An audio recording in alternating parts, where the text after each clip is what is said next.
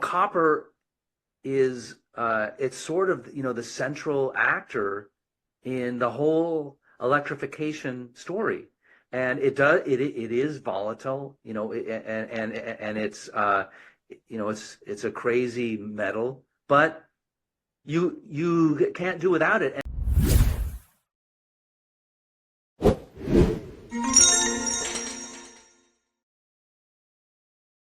In a recent post, you wrote, "Should iron-based batteries be a national security priority?" Would you speak a little bit deeper into that for us? Yeah. So that is a hobby horse of mine.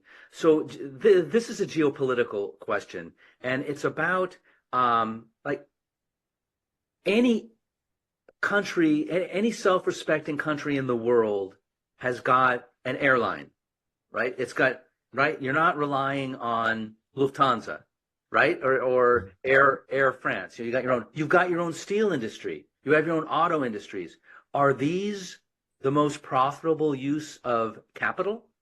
Like, wait, do they like, is these industries' profit margin, is it, if you had $1 billion, is it the best use of that money to invest in a steel plant, in a car company, in an airline? No, it's not. But there's something, right? There's something objectively strategic about having these industries based in your country, and that's how I'm identifying LFP, iron-based batteries. So more than half of the Teslas sold in the world use LFP, these iron-based batteries.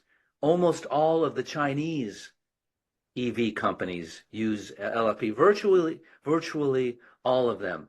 These are the leading EV companies in the world, right? They're telling us something. We're way behind. They're telling us that iron-based batteries are cheaper generally than nickel-based batteries. Two, the potential bottlenecks are fewer. Supply bottlenecks, right? Nickel-based batteries have 4 bottlenecks: nickel, manganese, cobalt, and lithium.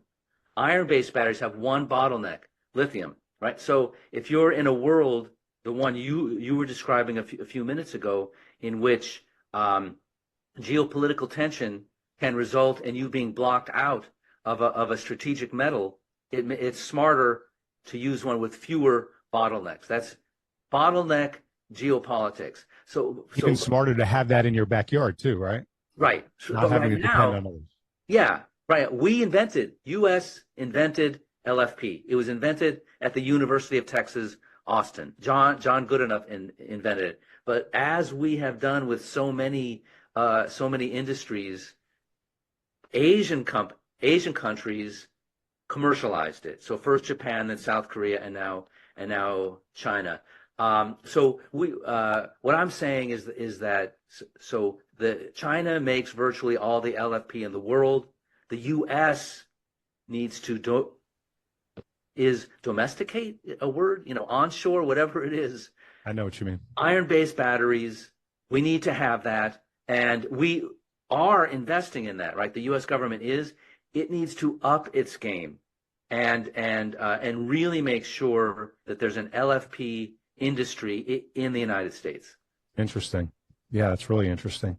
So you were just touching on the automakers. Many major automakers have actually reduced or delayed their electric vehicle plans, including Ford, GM, Tesla, Mercedes-Benz, Volkswagen, Jaguar, and Aston Martin. For example, Ford, they've cut their production of its F-150 Lightning electric pickup, while GM has delayed production of the Sierra EV and Silverado until late 2025.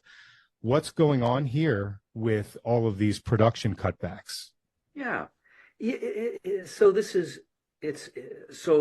two things, Gary. One of them is that EVs are too expensive. Just starting at the beginning, it was assumed in 2019, 2020, and 2021 by the automakers, by the Tesla example, that the world was absolutely categorically transitioning very, very quickly to EVs. And so, we need to get into the game too, and also that it was field of dreams, right? That if you make the EV, people will buy them, consumers will buy them, and that turned out not to be true. That turned out to be true if you were Tesla, but not anyone else. But Tesla went through. I don't have to tell you. Everyone listening to this knows the story. Tesla went through a lot.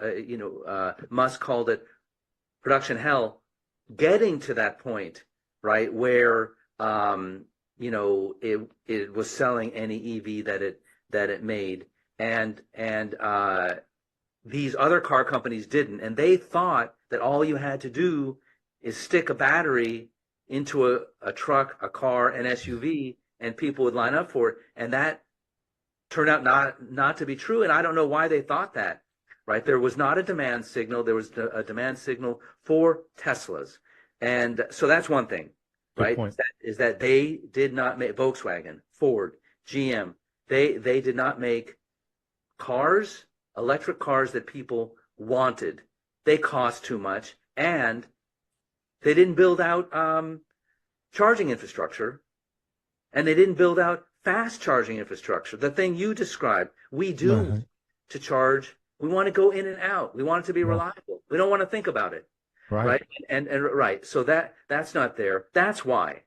That is why. And so the auto companies, after this, come to Jesus moment last year, understood they needed to go back to the drawing board and start from scratch and create vehicles that were cost effective, that would in the end in the showroom cost roughly the same as a combustion model, and that people would want agnostically, not because it was electric.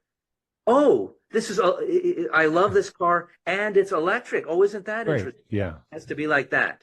And, so that sounds like what you're saying, just to put the bow on it, is that they put the cart ahead of the horse here. Yeah. And then just try to move a little quicker than the market was ready to move. Yeah. But incidentally, Tesla has also blundered. Tesla is in a tight spot right now too, and that's because it didn't follow its own plan and make a budget priced a lower cost, compact SUV that everyone could buy, and instead decided that it was going to focus on robo-taxis, and there's no proof that robo-taxis are going to work anytime soon. So right now they're in a several year death valley, right, that Tesla has to traverse.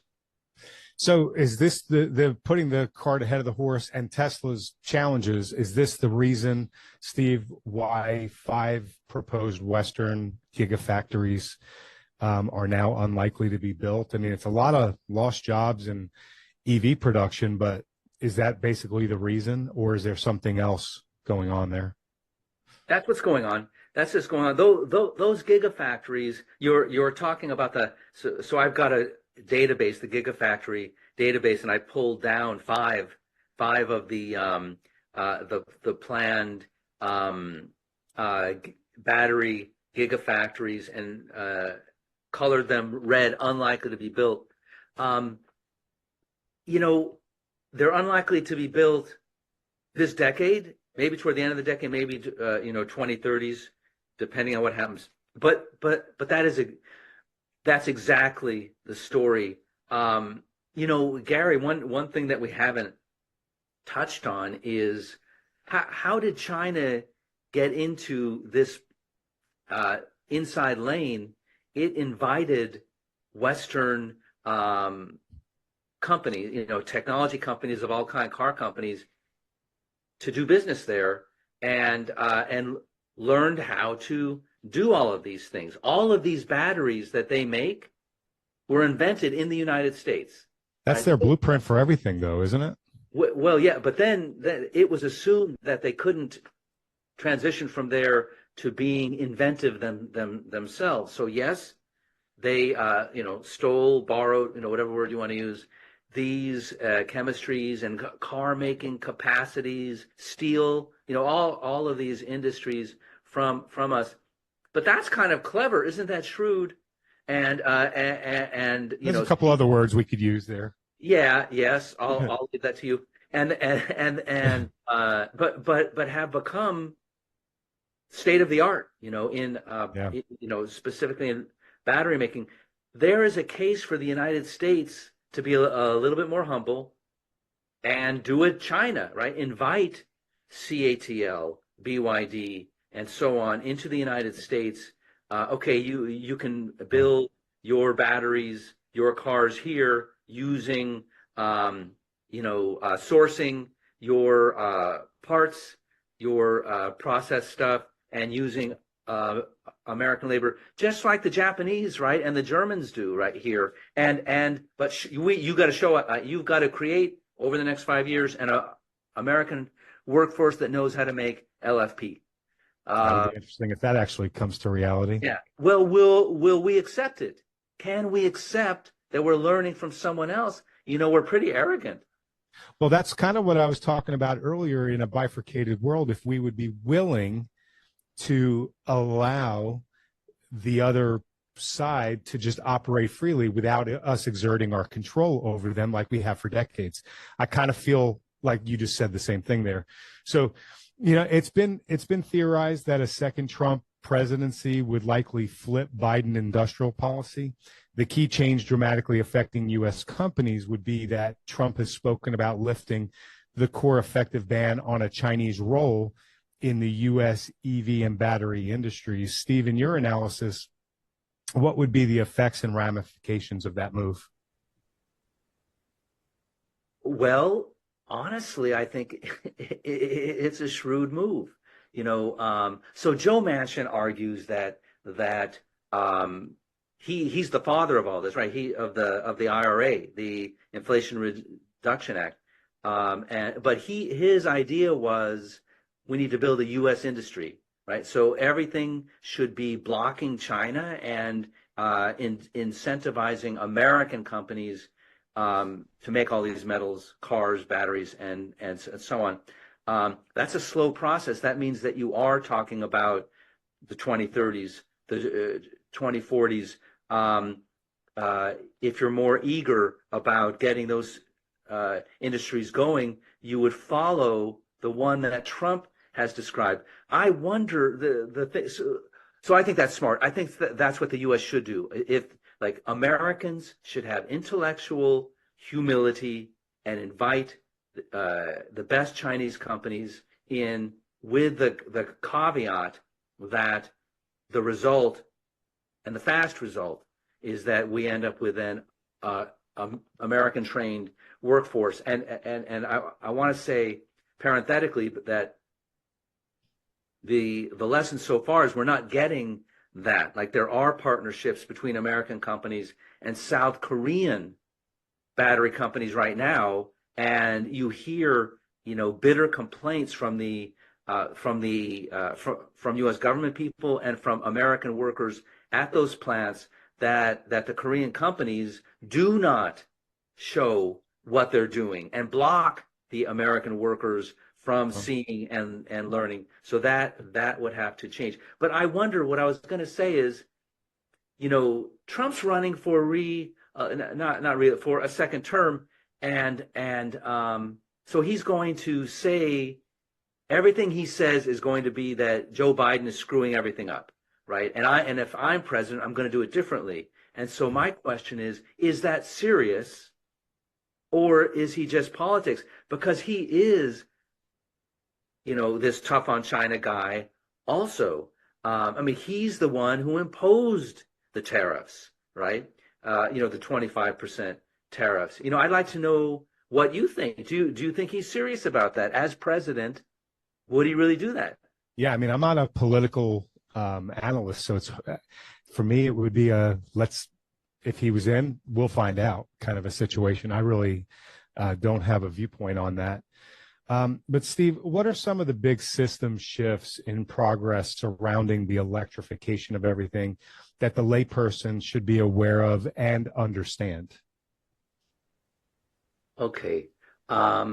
So one of them is that um, the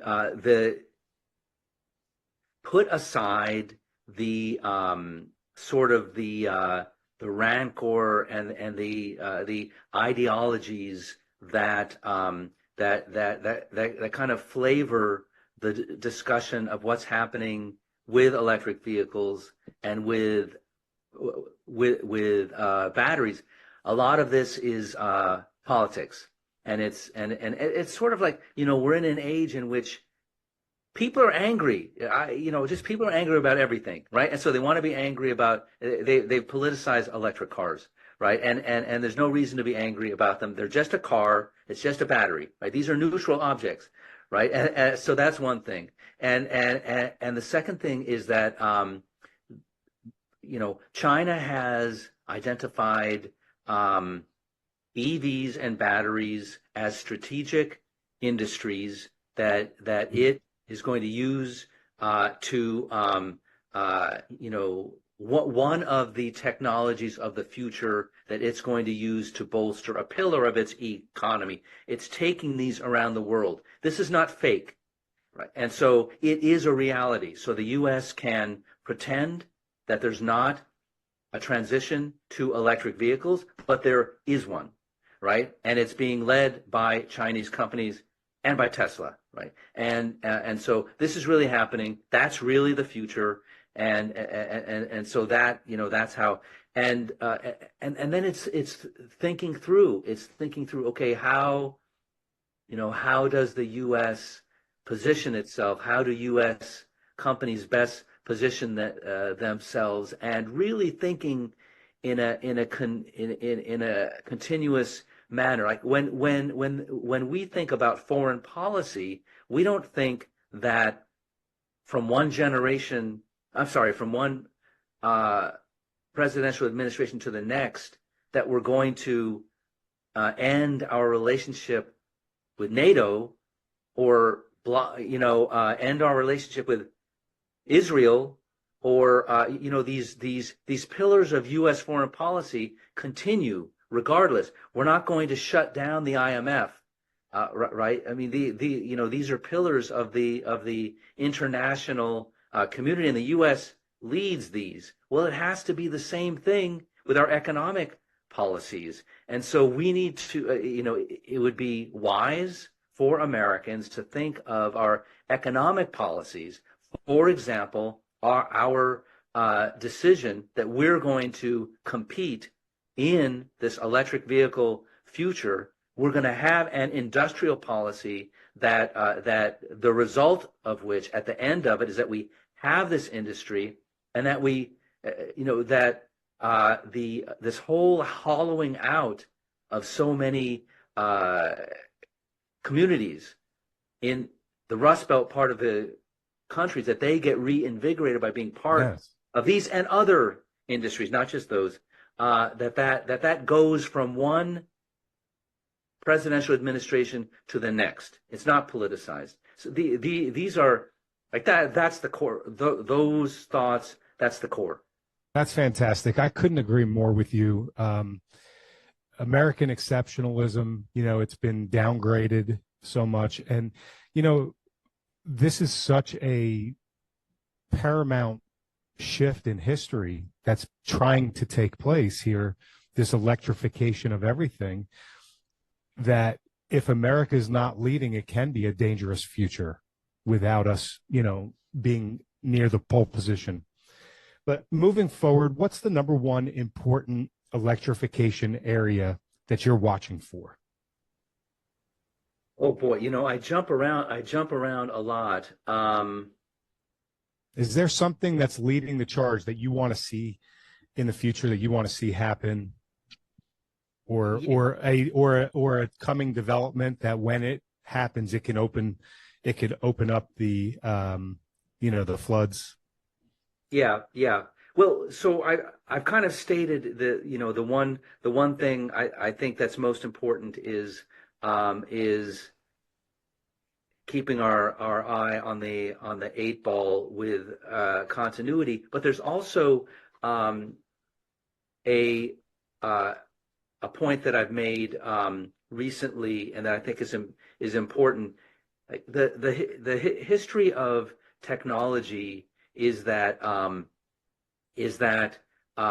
often not the best technology, the shiniest object, but one that's a little bit worse than the best, but that's already out there, or that's cheaper, or for whatever reason is already used, ends up being the successful one. It's called good enough technology, and this theory, it was conceived by Clay Christensen. He died a few years ago, but he wrote a few books. He was a Harvard professor, and so our attention can be attracted by shiny objects, meaning the new battery. Well, what's the next battery? Because we're so accustomed to this, because of no one is happy with their current iPhone.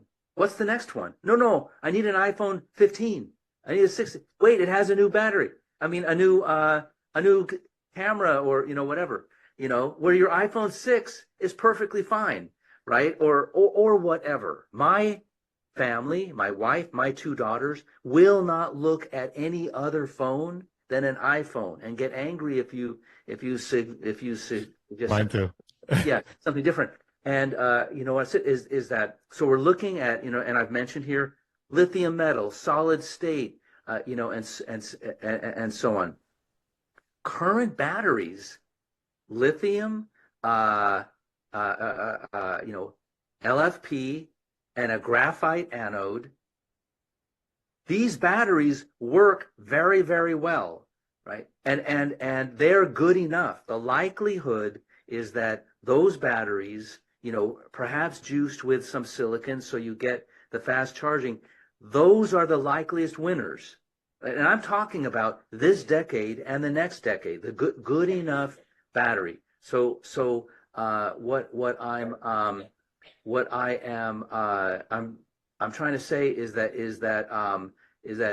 don't get your attention pulled away by the shiny object, and pay attention to what's good enough. That's a fantastic, wonderful point that applies to everything. But what I'm thinking of is there's so many people who are looking to start something new in their life, and they think it has to be perfect in order for them to start. And it doesn't have to be perfect. It could be good enough, and then it could be shaped as they're going along. This has been a fascinating discussion. Before we wrap up here and I ask Steve our final question, I want to point everyone over to our Substack. It's free. Go to metalsandminers.substack.com.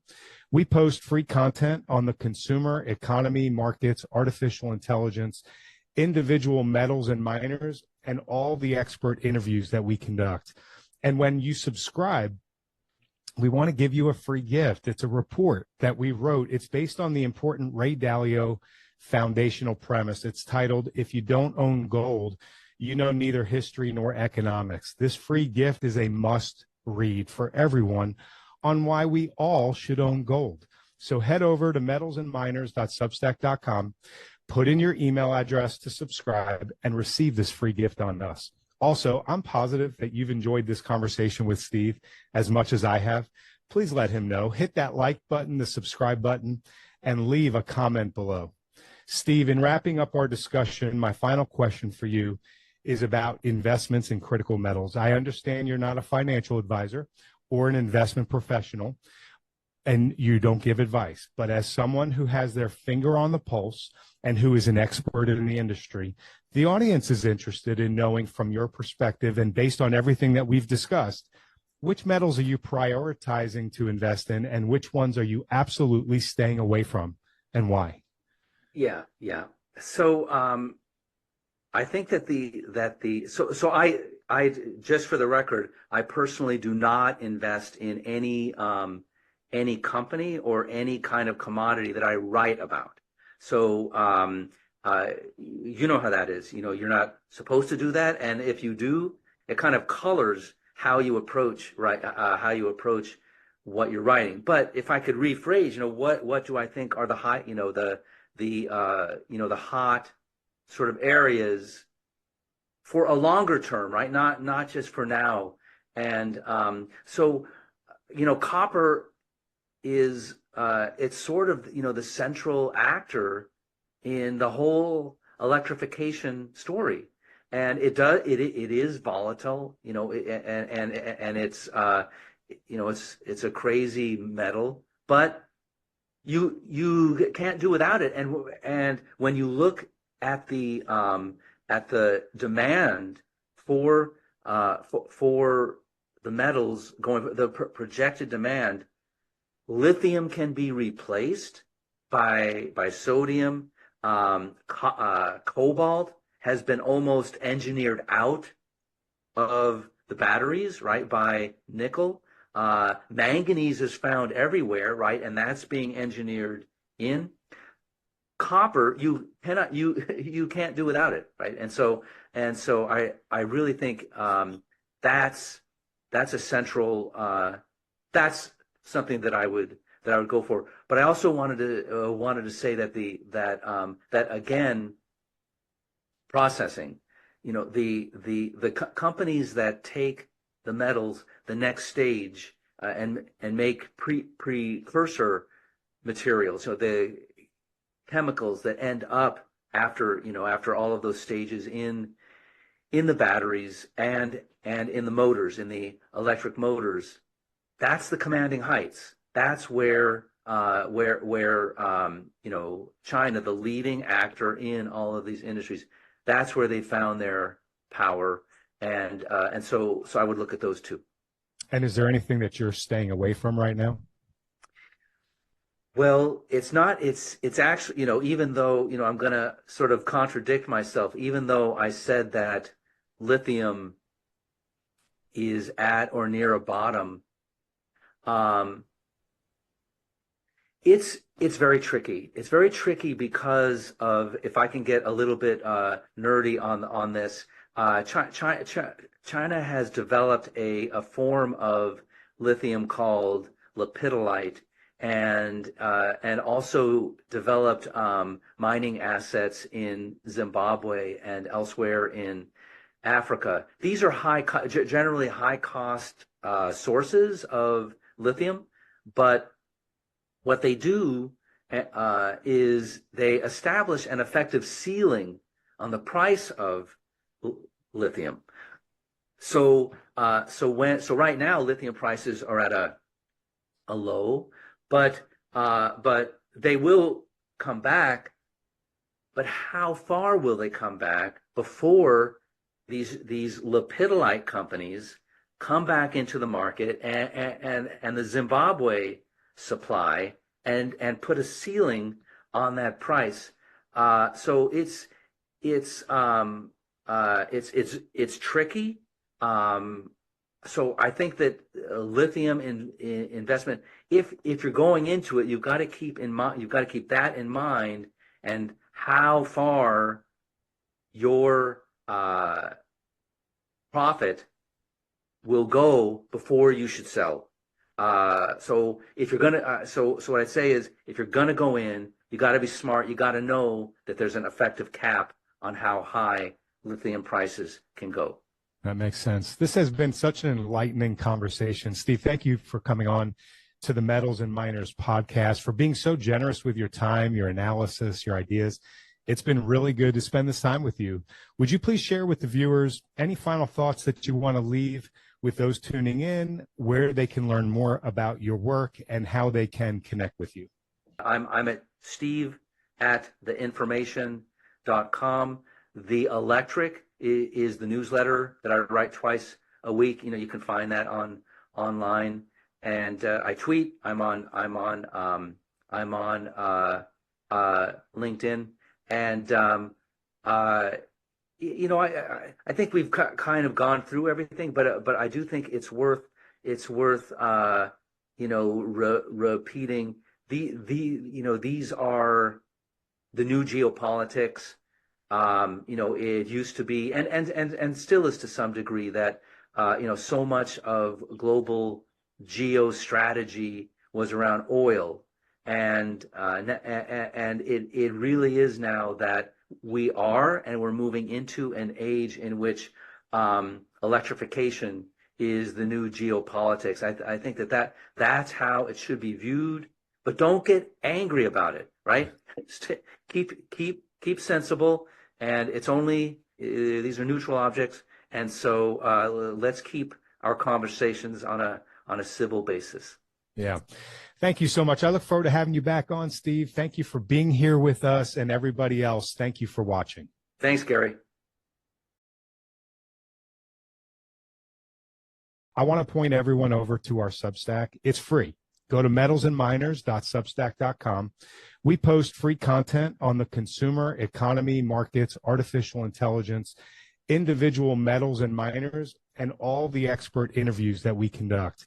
And when you subscribe, we want to give you a free gift. It's a report that we wrote. It's based on the important Ray Dalio foundational premise. It's titled, "If You Don't Own Gold, You Know Neither History Nor Economics." This free gift is a must read for everyone on why we all should own gold. So head over to metalsandminers.substack.com, put in your email address to subscribe, and receive this free gift on us.